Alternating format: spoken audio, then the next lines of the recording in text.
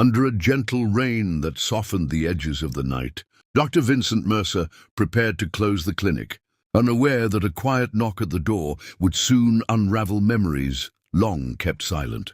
Welcome to my channel. I'm so glad you're here, where we celebrate the power of kindness in every moment. If you enjoy this space, please like, share, and subscribe. It helps keep our community growing. And I'd love to hear your thoughts. Drop a unique memory or word in the comments that reminds you of how compassion transforms our lives. Let's create something truly beautiful together. Now back to the story of kindness. Dr. Vincent Mercer pulled his well-worn navy peacoat close against the biting wind as he stepped into the dimly lit lot of Crestwood Regional Clinic. At 70 years old, he felt every gust like a personal rebuke. The storm had arrived unexpectedly, transforming the quiet hillside town of Crestwood into a turbulent scene of lashing rain and screaming winds. A voice crackled over the intercom from inside the reception. Nurse Evelyn Price, tired but resolute after her 14-hour shift. "Dr. Mercer, are you headed out?" she asked, her tone betraying the weariness of the long night.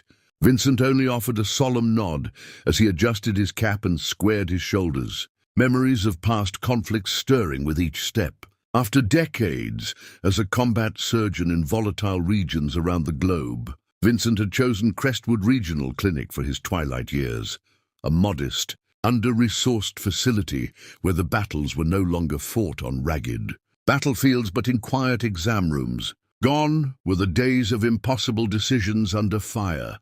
Now his days consisted of routine procedures, familiar faces, and the occasional stormy night that stirred echoes of his past. But tonight, the tempest outside seemed determined to bring back old ghosts. As he pushed open the emergency exit, a flash of lightning illuminated the rain-slicked lot. That's when he noticed a lone figure, a man, stumbling with desperate resolve toward the entrance before collapsing. Face down on the sodden pavement mere yards from the door.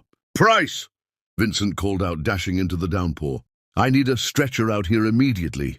The stranger appeared to be in his early 30s, his dark hair plastered to his forehead by the relentless rain. His clothing was torn and muddied, not only by the weather but by what looked like days of arduous travel through hostile terrain. Mud encrusted his boots, and his hands bore raw abrasions, as if he had scaled rough obstacles to escape unseen dangers. Vincent knelt beside him, instinctively checking for a pulse. The man's heart beat strong yet too rapidly, and as his eyes fluttered open, they revealed a striking shade of blue, marred by exhaustion and terror. "Can you hear me?" "I'm Dr. Mercer," he said softly, his voice steady despite the storm's roar. "You're at Crestwood Regional Clinic." In a sudden burst of strength, the stranger grasped Vincent's wrist. His voice, though ragged, managed to utter, "Please, don't let them catch me." Then, as if surrendering to unconsciousness, his eyes closed again. Within moments, Nurse Price arrived, with an orderly and the requested stretcher. Together, they lifted the man and rushed him inside, leaving behind a trail of rainwater on the polished floors. "No wallet, no phone, no ID," Price noted quietly as she helped transfer him to an exam bed. "Should I alert Sheriff Dalton?" she asked. Vincent hesitated, the desperate plea in the man's eyes and the scars peeking from beneath. His torn shirt stirred instincts, honed in countless conflict zones. "Let's stabilize him first," he decided.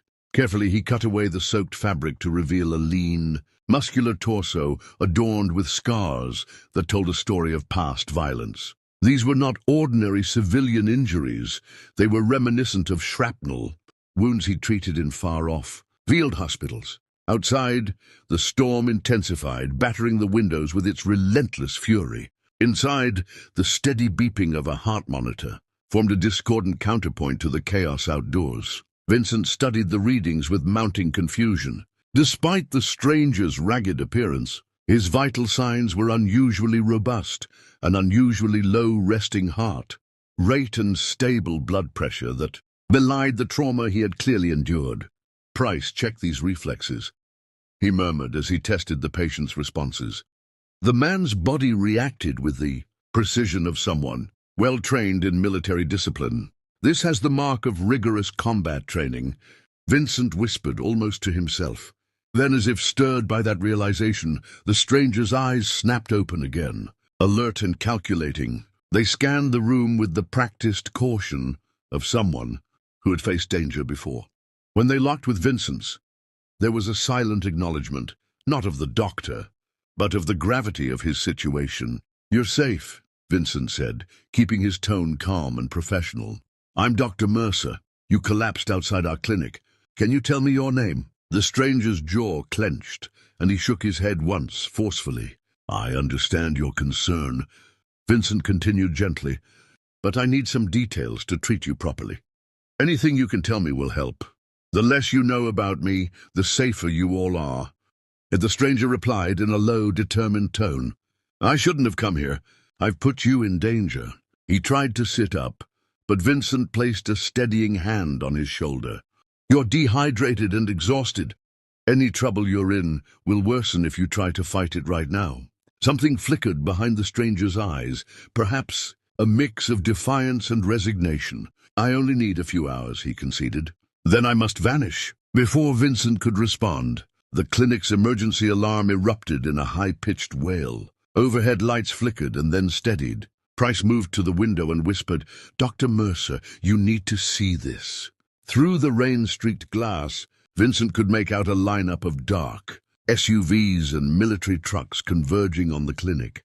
Armed personnel in tactical gear, uniformed and determined, had taken up positions around the building. The stranger stirred once more, his eyes widening in alarm as he pulled the IV from his arm and swung his legs over the side of the bed. "They found me faster than I expected," he mumbled, searching the room for his belongings. Before Vincent could ask, the clinic's public address system crackled to life. "Attention all staff and patients. This is a security lockdown. Please remain in place until further notice. This is not a drill." Footsteps echoed down the corridor, steady, resolute steps reminiscent of a bygone military era. Price looked at Vincent, anxiety etched on her face. "Should I call Sheriff Dalton?" "The local law enforcement is standing down on orders," she said softly. A tall, silver-haired man in a pristine military uniform stepped from the doorway, flanked by two armed guards. The insignia on his chest identified him as Brigadier General Roland Pierce. "You've led us on quite the chase, Doctor," General Pierce said icily. Vincent stepped forward, positioning himself between his patient and the intruders. "I am Dr. Vincent Mercer, Chief of Medicine at this civilian facility. My patient is under my care, and any issues can wait until he's medically stable." General Pierce's eyes glinted with a mix of disdain and grudging respect. "Your record is commendable, Mercer. 3 tours in Afghanistan, 2 in the Middle East. A decorated veteran. But you must understand, the man you're treating is of national importance." The stranger's condition had sparked a military-level response, and as the general's words sank in, Vincent felt an unsettling pull between duty as a healer and loyalty to the ideals of his past. Military service. "Who exactly is he?" Vincent demanded, his voice low but firm. Before Pierce could answer, the PA system blared again. "Code Black, lock down all exits. Secure the premises immediately." Soldiers' boots pounded down the corridor as orders were barked through radios. Price exchanged a worried glance with Vincent as General Pierce turned, his steely gaze on him. "Doctor, we need to talk privately about your patient," he said, motioning toward a secluded consultation room. Vincent's heart pounded as he followed the general into the cramped room. The atmosphere was thick with tension, a clash between two worlds, the sterile calm of the hospital and the relentless intensity of military command. "General," Vincent began, "I have given you all I know. This man arrived without identification and in a state that required immediate care. Who is he?"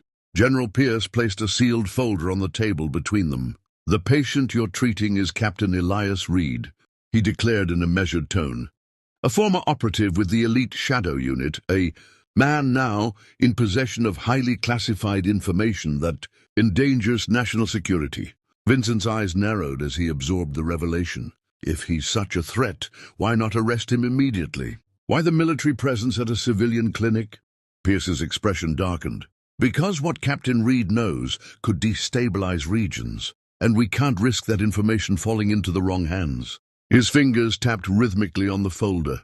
"You have 5 minutes, Doctor, to explain any discrepancies. Then I expect concrete answers." As the conversation grew increasingly tense, Vincent's mind raced back to a distant memory, a dusty, chaotic day in Kandahar province. Flashbacks of a brutal IED ambush, twisted metal, and desperate cries for help overwhelmed him. In that maelstrom, he had saved a young soldier whose eyes held both terror and a fierce determination to survive. He'd sworn then, as he does now, that his oath to save life would always trump political games. "General, I'm not withholding any information," Vincent said evenly. "I treated a man in need. Everything I know is documented in his record." Pierce's eyes hardened further. "Then tell me, what exactly did Captain Reed uncover that merits this response?" Before Vincent could answer, a young lieutenant burst into the room, breathless and clutching a tablet. "Sir, our security footage is confounding. One moment Captain Reed was here. The next he vanished without a trace. It's as if he anticipated every blind spot in our system." General Pierce barked an order into his radio. "Seal every exit. I want a full sweep, rooms, closets, even the air ducts." He cannot have gotten far. As the general left the room in a flurry of orders, Nurse Price stepped forward with a small folded piece of paper. "Dr. Mercer, we found this tucked under his pillow," she said in a hushed tone. "I thought you should see it first." Vincent's hands trembled as he took the note. He had already hidden away one message earlier. Now another surfaced. With deliberate care, he unfolded it and shielded its contents from the prying eyes of the military. "Personnel milling in the corridor." In hurried, precise handwriting it read, "Dr. Mercer, I owe you my life twice, once in Kandahar, when you pulled me from the wreckage after that roadside IED, and tonight when you refused to expose me. I must vanish now to keep you safe. Thank you for upholding your oath when others faltered." The ghost. The words hit him like a tidal wave. Memories of Kandahar, the deafening explosions, the blood and dust, and a young soldier clinging to hope in the midst of chaos, rushed back in overwhelming detail. In a soft voice barely audible above the din, Vincent murmured, "Kandahar. I remember that day all too clearly." He recalled the chaotic scramble among burning vehicles and the frantic efforts to save lives under a hail of enemy fire. His own uniform, soaked and bloodstained, had borne witness to the countless sacrifices made on that scorched battlefield. Nurse Price's concerned eyes met his. "Are you all right, Doctor?" she asked. "I'm processing it," Vincent admitted. "It appears our patient is no stranger at all. A soldier I once saved, now forced to hide from his own government." As if on cue, General Pierce's voice sliced through the tense silence. "If you're keeping details from me, the consequences will be severe, not just for you, but for everyone in this facility," he warned. Vincent met the general's steely gaze. "I've given you all I know about tonight. Perhaps you are the one withholding information. What exactly did Captain Reed discover that necessitates such drastic measures?" For a long moment, a flicker of something, surprise, perhaps even concern, crossed Pierce's face before his expression reset into cold determination. "That information is classified, Doctor, far beyond your clearance." "Nothing is beyond my clearance in my own clinic," Vincent retorted. "Your actions have disrupted patient care, frightened my staff, and turned this facility into a militarized compound. I demand a full explanation." Before Pierce could respond further, his radio crackled with urgency. "Sir, we've detected movement near the east. Staircase, emergency. Exit signs indicate recent use." Pierce's jaw set as he barked, "Lock down all exits, and get me satellite imaging of the surrounding area immediately." "He can't be far." He then fixed his calculating gaze on Vincent. "Doctor, this conversation isn't over." As the general strode away to issue further commands, Vincent discreetly slipped both notes into his inner coat pocket. The pieces of the puzzle were starting to come together, but the emerging picture was more troubling than he could have imagined. If Captain Elias Reed, the young soldier he'd saved in Kandahar, was now on the run from his own government, what explosive secret had he uncovered? Outside, the storm raged on with renewed fury, the rain pelting the windows like a barrage of liquid bullets. Somewhere in that deluge, A wounded man fought not just for his life, but for the freedom to carry a dangerous secret, a secret that had pitted him against the very institution he once served. Vincent, who had long craved a peaceful retirement, now found himself at a crossroads. His solemn oath as a doctor and the indomitable duty of his military past pulled him in opposite directions. The note in his pocket felt like a live grenade, its safety pin half removed, threatening to shatter everything he'd built. After what felt like an eternity of frantic orders and whispered conversations, the military presence began to recede. Soldiers methodically combed the building, and within the next hour, the corridors of Crestwood Regional Clinic returned to an uneasy normalcy. Yet Vincent's mind remained a maelstrom of memories and questions. In his private office, with dusk settling over the town, he sat alone at his desk. The storm had finally subsided, leaving behind a sky washed clean and the sweet, earthy scent of rain. But instead of relief, an unsettling disquiet gnawed at him, a sense that the crisis was far from over. Vincent reached for the second note again, its words now etched indelibly into his memory. 15 years ago, you saved my life on the battlefield. Tonight, you did it again. But to protect you, I must vanish. Thank you, Doctor. His thoughts drifted back to that long ago day in Kandahar province, 2010, when a routine medical evacuation turned into a nightmare. A roadside improvised explosive device had ambushed a convoy, leaving vehicles shattered and lives hanging by a thread. Amid the chaos, a young soldier barely in his 20s had clung to life as Vincent worked tirelessly to stabilize him, defying orders and risking his own life. That day the weight of responsibility had been unbearable, and now it had returned in the form of a ghost from the past. As night deepened, Vincent's office transformed into a sanctuary of quiet reflection. He pored over old case files, searching for any mention of Captain Reed, and replayed memories of his own battle scars. Every detail, the acrid smell of smoke, the taste of dust, the deafening roar of artillery, seemed to echo in his mind. The realization struck him. One act of courage on a distant battlefield had ignited a chain reaction that spanned continents and decades, and now that same chain was drawing him back into a dangerous game of secrets and betrayal. A soft knock at his office door broke his reverie. Nurse Price entered with a small package wrapped in plain brown paper. "This arrived for you, Doctor," she said softly, setting it on his desk. "No return address, just your name written on it." Vincent carefully unwrapped the package. Inside lay a military challenge coin, the kind awarded for exceptional valor, and a compact flash drive. The coin bore the insignia of a unit he couldn't immediately place, yet its weight in his hand was unmistakable. It was as if the past had come calling. With deliberate caution, he inserted the flash drive into his computer. A single document sprang up on the screen, classified files detailing a covert operation gone horribly wrong, evidence of concealed civilian casualties, orders that defied international law, and whistleblowers silenced by fear. At the bottom, General Pierce's signature loomed like a dark seal of approval. Vincent sat back, shock and clarity mingling in his eyes. This was what Captain Reed had risked everything to expose. Outside, the last light of the setting sun painted the horizon in vibrant hues of orange and purple, a stark contrast to the dark secrets unfolding within these walls.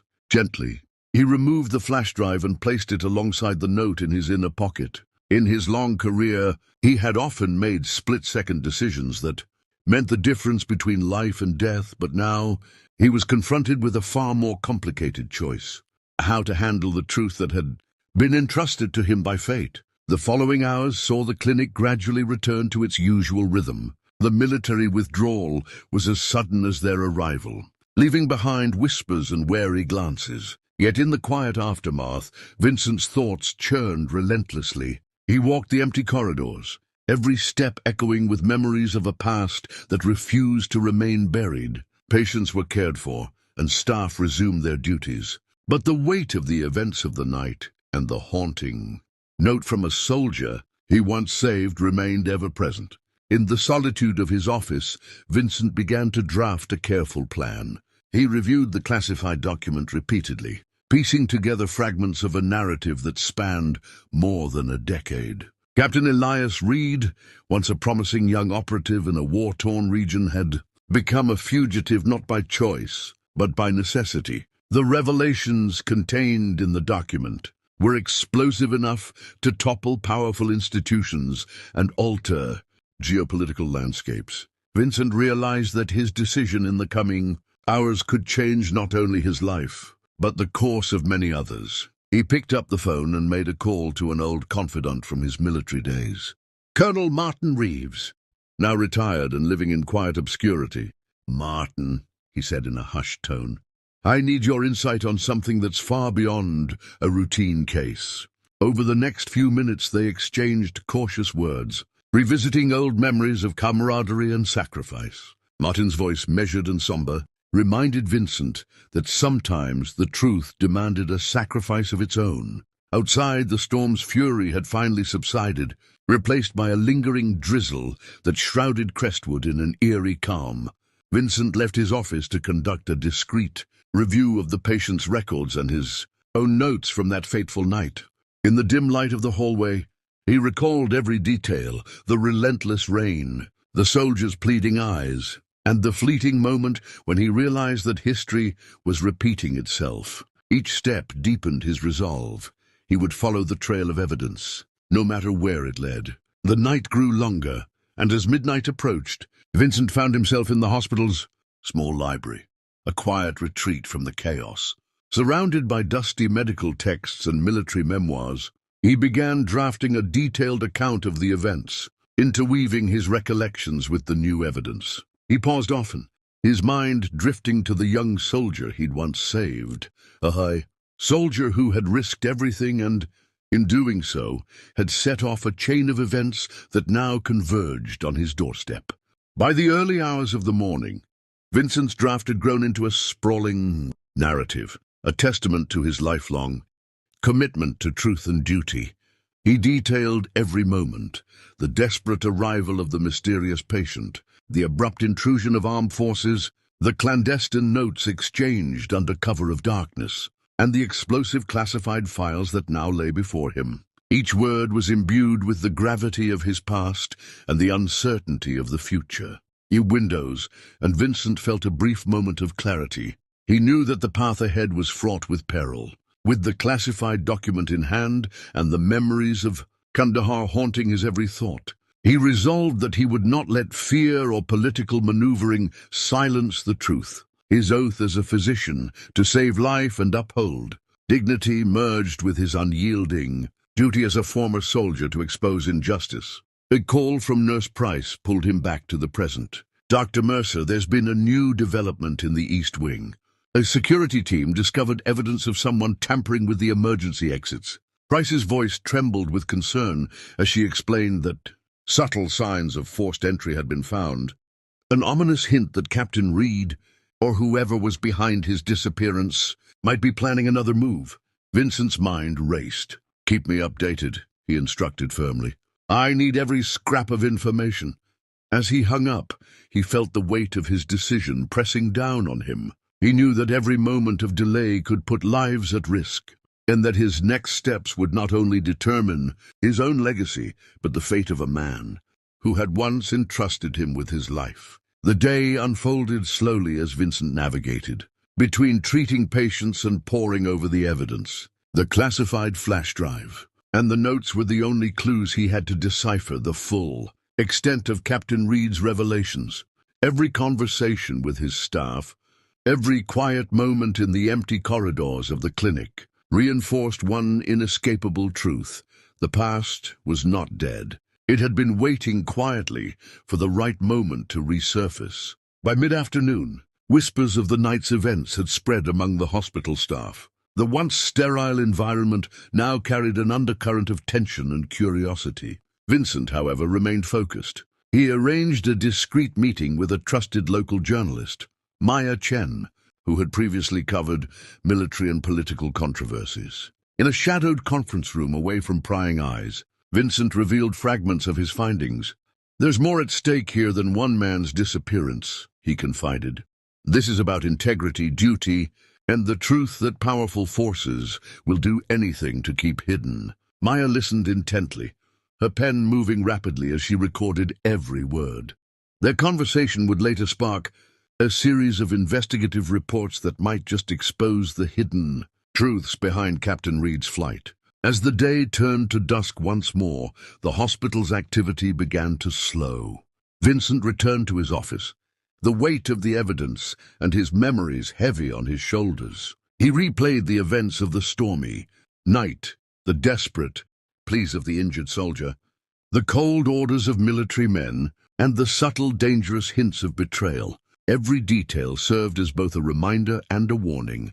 The consequences of silence and complicity were far too grave to ignore. In the quiet solitude of his office, Vincent gathered his thoughts. He reread the notes, now almost like relics from another era, and examined the classified document for clues. His mind wandered back to that pivotal moment in Kandahar, to the young soldier's eyes, full of hope and determination despite overwhelming odds. It was that same spirit that now fueled his determination. He understood that to protect the truth and to honor his oath, he might have to risk everything. The final hours of the day saw Vincent preparing for what might be the most consequential decision of his life. He composed a detailed report of all the events, outlining the timeline and his findings. In that report, he not only chronicled the harrowing events of the stormy night, but also reflected on the deeper lessons of duty, sacrifice, and the ripple effects of kindness. He wrote, "Integrity is tested when the stakes are highest. Compassion can ignite change even in the darkest of times. Courage means acting, despite the fear that binds us. Every act, no matter how small, can send ripples far beyond our vision." As midnight approached again, Vincent finally closed his report and locked it away. Outside his window, the world was calm, but inside, his resolve burned brighter than ever. He knew that his next steps would not only determine his own legacy, but also the fate of a man who had once placed his life in Vincent's hands. With a final deep breath, he gathered the flash drive, the notes and his report, and resolved to follow the truth wherever it might lead, no matter the personal cost. In the quiet aftermath of the storm, Crestwood Regional Clinic returned to its everyday rhythm, yet a subtle shift lingered in the air. Dr. Vincent Mercer, now more than ever, was a man caught between two worlds, the compassionate healer and the battle-hardened soldier. His journey, sparked by one desperate act of kindness on a rain-soaked night, had evolved into a quest for truth, a truth that would ripple through time and affect lives far beyond the confines of his modest clinic. And as he stepped out into the calm after the storm, he knew that sometimes the most profound change begins with a single brave decision. Thanks for watching. Kindly subscribe to my channel for more amazing contents.